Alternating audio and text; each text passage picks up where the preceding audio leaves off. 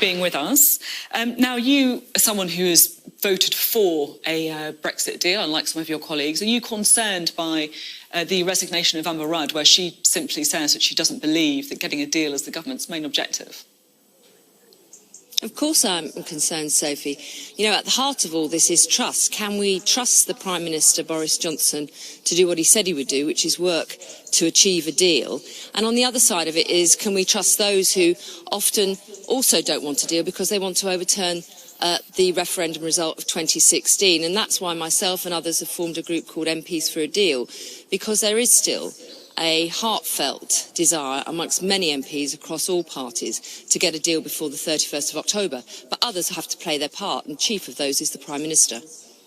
You talked there about your group of MPs trying to get a deal. There's been bills put forward to try and say, can we please have a chance to vote on Theresa May's deal again? Now, you voted for Theresa May's deal.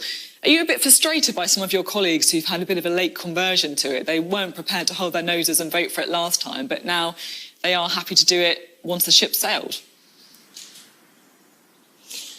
Well, we're not saying that we want to vote again on any deal that's gone before. What we are saying is, if you remember, before Theresa May stood down, there was an agreement on the table that wasn't voted on, in which there was considerable support across Parliament for different elements of it. And that actually also included the deals that we did vote on. What we are saying is publish that withdrawal agreement bill that was left on the table. Let us all see what we agree on and have a grown-up debate about how we move forward. Build on where we agree, but also seek a deal to finalise this episode of our political history so we can all move on. So it's not about voting on a deal that's gone before, but it's about having a proper grown-up conversation and moving forward so we can actually get beyond Brexit and talk about those issues of importance to people in the country, fighting crime, poverty, jobs and our economy, which sadly have not had the attention they deserve over the last 3 years.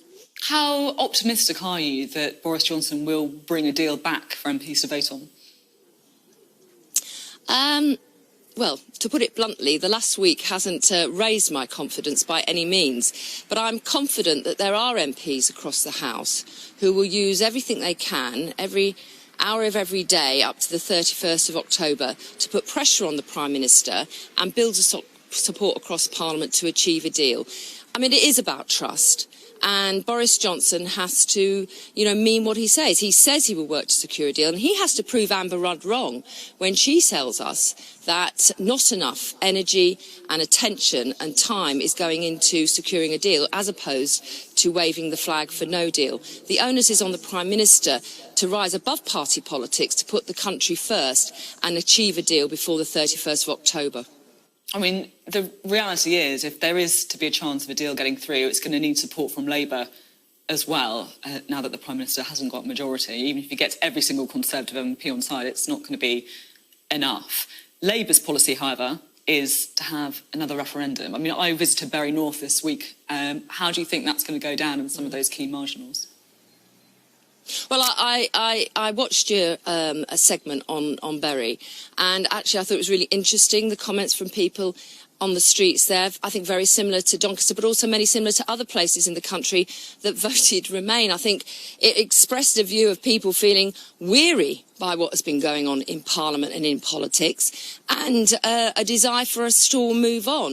And I want to be able to, leave voters in the eye and say, look, I respected the outcome of the referendum. We have left the European Union. We have control over our laws and borders. But I also want us to be able to say to Remain voters, look, we respect your concerns and we will leave in an orderly way, making sure we can protect our economy, protect workers' rights, our environmental standards, ensure we can still work on security issues across our European continent. And in that way, we can bring both sides together. But we do need some resolution on this. And I do believe that there are Labour members and Tory members and even others who would like to see that happen. And don't forget, Sophie, it is still Labour's policy that in a general election, our first task will be to negotiate a Brexit deal.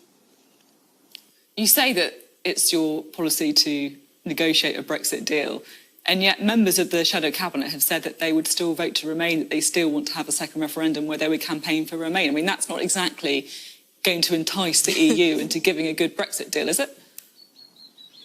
Look, there's a lot of discussion about, what is the sort of mood music you surround negotiations on. Some, like Boris Johnson, seem to think that threatening no deal is the way forward. Others believe actually saying we seriously want to get a deal is the answer. Look, I think what we need to see is less of the rhetoric, but more focused on getting a deal. And look, Labour has said it will be committed to negotiating a Brexit deal. There's much we already agree with what was on the table from Theresa May's period as Prime Minister. What we also have in the party, and I'll be honest about it, is strong views who feel that should be put to a second referendum. I don't agree with that, but if there's a Labour government and there's a vote in Parliament, people will have to make their own minds up. I will back a Labour government to secure a deal and to put it into action. And I know numbers of other Labour MPs will not support a second referendum. Others will have to choose their own course. You say that you want to see a Labour government. Of course, the way to get that is through a general election. Will you be voting for an early election this week?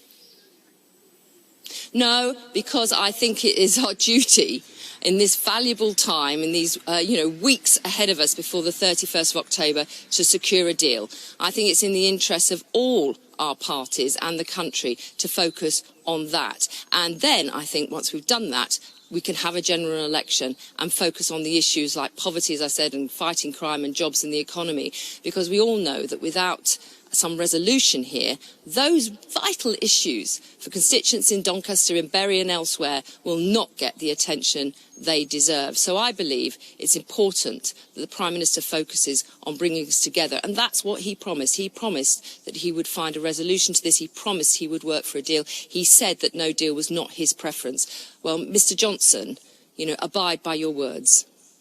If there was an election before the Brexit deadline, do you think the Conservatives would win?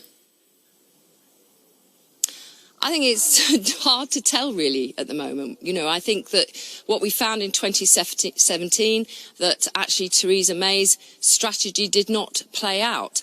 I think around the country there are polarised views, not helped by the Prime Minister, I have to say, since he's taken up office, that haven't helped any of the debate. My concern is as well, too, is not only will those views be polarised at the ballot box, but actually there may be many people who are disenchanted with politics, people who voted Remain, people who voted Leave, who may not vote at all.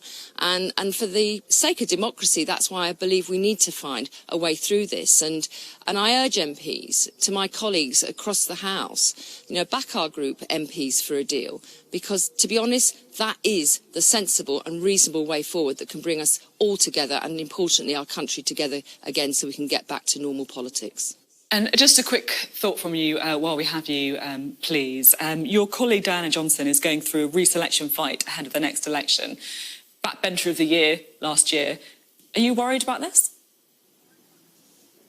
I'm very concerned at a time that we should be facing outwards. We're having these internal arguments and whether a general election happens before the 31st of October or whether it happens after, we know we're on course for a general election. And I would have thought that our main priority is not to be having administrative elections, not having AGMs, to be honest, not even having normal Labour Party meetings that are often very bureaucratic, but actually we should all be focused on campaigning. So if we're really serious about recognising a general election is on the cards, whether that comes sooner or later, let's focus on that and allow people like Diana Johnson to do what she does best, which is being an excellent constituency and national member of Parliament. OK, Caroline Flint, thank you very much for joining us this Sunday morning. Thank you.